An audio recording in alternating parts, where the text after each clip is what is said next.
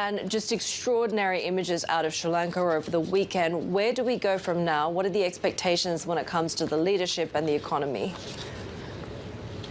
Well, we haven't heard from the president directly since the protesters stormed his house, swimming in his pool, eating his food. So that's really the next step is, will he actually leave? He said, he's told the parliament speaker that he'll go on Wednesday. So we're waiting for that.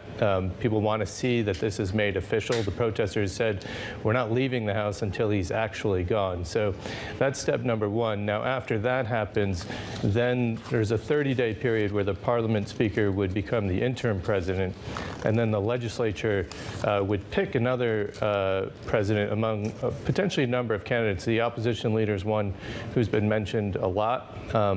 Rajapaksa's party still holds a majority in parliament, so it could be someone who's still connected to him at the end of the day. For the economy, the IMF has said they're going to continue the talks with the finance ministry and the bureaucrats, so that should proceed.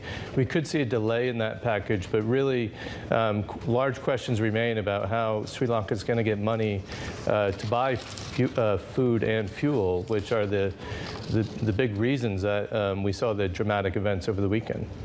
Well, you describe a pretty dire situation. They can't get money from the IMF yet. Their inflation is expected to be, what, 70% this year? People can't get energy. You know, they can't. It's a food crisis as well. So in a situation like this, is there anyone who steps up? We are talking about a next step. Where is even the light at the end of the tunnel?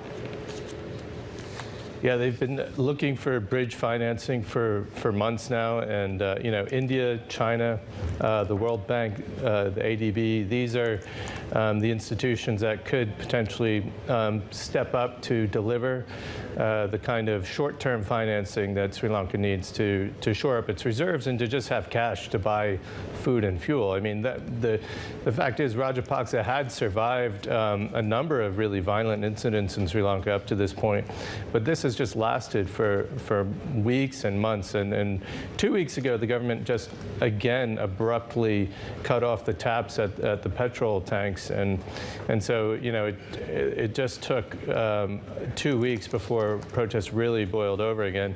In fact, he was surprised that they could do this without any fuel.